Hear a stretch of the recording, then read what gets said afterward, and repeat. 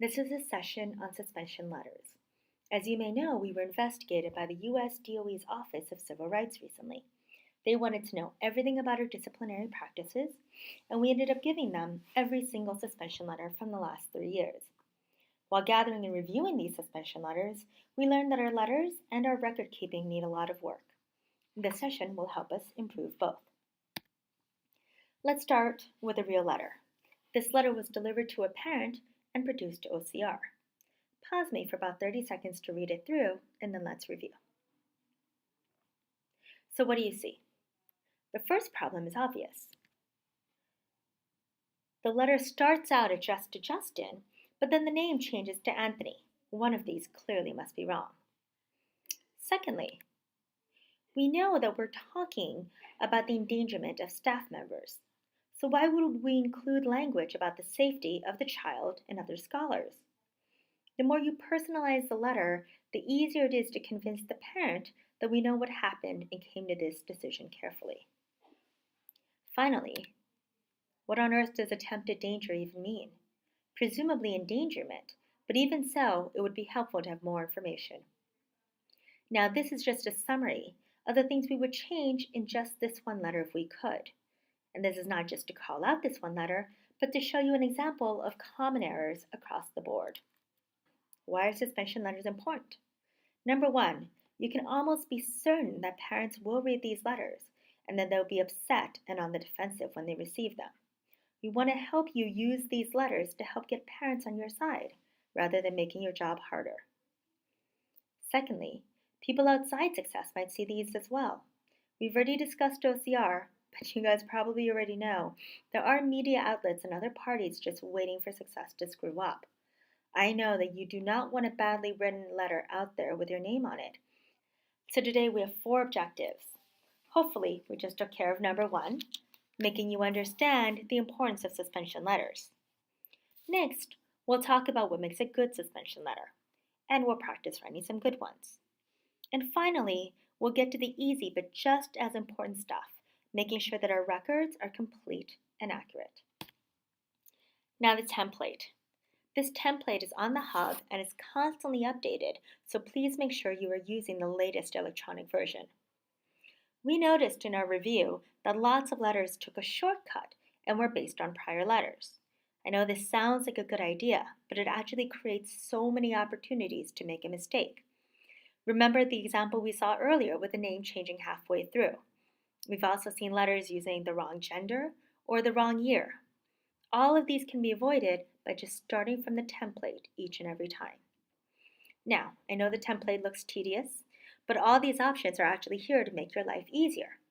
So let's take an example and go through it step by step. Let's say you're dealing with a situation where the student is throwing blocks. You look at this letter and it tells you immediately that all you have to fill in is the scholar name, then obviously delete the brackets. And then at Success Academy, we place tremendous importance on, okay, I need to choose one. We've already discussed that we're talking about throwing blocks. So is this defiance or is this violence? I would say violence. So we then choose safety. At Success Academy, we place tremendous importance on safety. Great. We do our very best to, here's another choice. We already decided it's violence, so we can skip that first part and go to keep our scholars safe. We do our very best to keep our scholars safe. Great. Then there's an add of relevance. Is it relevant to say that we have a zero tolerance approach when it comes to violent or dangerous behavior? I would say so. So we will add that sentence, obviously remove the add of relevance note, and then we're done there. And then this is one of those places where the template makes it easier for you. We need to make sure that we are using the correct pluralization. Is there no compromise on this point or these points? And then in the body of the letter, on the date of the infraction, your scholar engaged in, let's see, either violent behavior by, and then we can describe the behavior with details, or unsafe behavior or destructive behavior. Which one of these options best fits my situation? Again, we're talking about throwing blocks, so I would say that that's violent behavior. It's also destructive behavior, that is up to you, but once you make your choice, you need to get to the next step of using details to describe conduct more carefully. In this next step, we're going to talk about the body of the letter and how you describe the conduct. Number one, make sure you always include concrete facts and details and ask yourself when you're done, is it enough? Did I paint a picture? And can the reader tell what happened? Something that will help here. Use what we teach our students in class. Use action verbs like shoved, taunted, shouted, slammed. Stay away from overusing defiant or disrespectful. You should be able to explain what the scholar did that was inappropriate, as opposed to just labeling it defiance and calling it a day. Also, stick to the facts. Avoid subjective conclusions like whether the scholar acted intentionally or willfully. Ultimately, we don't know what's in the scholar's mind, and we don't want to get into a fight about it. You are suspending for objective, observable behavior. Now, in addition to painting a clear picture, make sure you also narrate the situation in a way that guides the reader to your conclusion, i.e., that we needed to suspend here. Ask yourself, if I was reading this letter without any further information, would I suspend for this? We know that the decision to suspend is always made carefully with the child's best interests in mind. Make sure your reader knows that too. Also important, keep it professional and succinct. The more unnecessary details you provide, the more it distracts from your main point. And finally, please proofread your work. Double check it, and then have someone else double check it. And going forward, all suspension letters must be signed by a senior leader. That doesn't mean the senior leader needs to write it, but the senior leader needs to sign it and be responsible for it, every single letter. Now on the flip side, here are some things to avoid. 1. Vague descriptions. We saw many letters that gave no details about what happened that day. Or, worse, letters that just cut and pasted from the handbook. This letter is going to a parent to explain why her child was suspended. Take the time to explain to the parent what happened. Use the letter to show that we know and that we care about our child deeply. Sometimes letters describe the incident with enough detail, but then we undersell it. Make your job easier and use the letter to convince your reader that the conduct was very serious and warranted the suspension. Keeping in mind again that parents read these letters and that these letters stay in the child's file for years. We saw some letters that included details that were just hurtful or unnecessary. Stick to the point. Sometimes details are important for the log and to be shared with your colleagues, but do not need to be in the letter. And sometimes, actually, hurtful quotes are important to explaining the behavior. So when in doubt, call your advisory cohort contact. Finally, please do not send out a suspension letter with obvious mistakes. We have all seen all of these many times. Incorrect names and dates and pronouns, typos, unsigned letters, or letters that looked incomplete because they still contained track changes or brackets from the original template. These errors are not just embarrassing. Remember that suspension letters are legally required notices and that we must have the right information in them.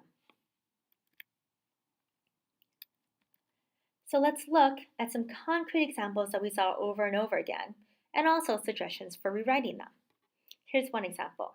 The scholar ran away from adult supervision multiple times. Now, I understand that this creates an untenable situation and makes it very dangerous for you to keep track of both the scholar and the rest of the classroom. But imagine someone who is not a teacher reading this. Just make this easier for us. You can revise this as scholar ran out of the classroom and down the stairs, creating an unsafe situation. If those are the actual facts, then those details will go a long way towards making your reader understand. Another one. Repeatedly refusing to move when directed. Again, to a layperson, this sounds very passive and not at all a big deal. So explain why it's a problem and how it disrupts the entire class. For example, scholar repeatedly disrupted classroom instruction by refusing to follow directions. Third, crying. It is amazing how many times we saw this. I know how deeply you care and that you would never suspend a child simply because he was upset. So just give us the full story. For example, maybe the scholar screamed and cried and kicked adults who tried to help. Maybe the scholar threw a tantrum and screamed uncontrollably in class. Now, step 4 just has to do with our information and record keeping. As we were gathering suspension letters for OCR, we realized that too many were missing. Some were saved electronically, some were saved in hard files at the school, and some, frankly, were just not saved at all. We need to have an accurate record of the suspension letters that we give our parents with their legal notice that they're entitled to. So, make sure that for every single suspension letter, you immediately upload the signed suspension letter to SMS. Make sure that in that same entry where you're uploading the suspension letter, you log the right number of days. We're going to describe in a bit exactly how to log into SMS so that we avoid some more common errors. Because again, in prior years, we often saw suspension letters with dates and times that did not match what was in the suspension log. Finally, include a narrative log with the letter. This is helpful to the rest of your colleagues to understand exactly what happened, the record of the child's behavior with us, how we interacted with the parent, and how the parent reacted. We also want to know how the letter was delivered because, again, we're legally required to deliver these letters.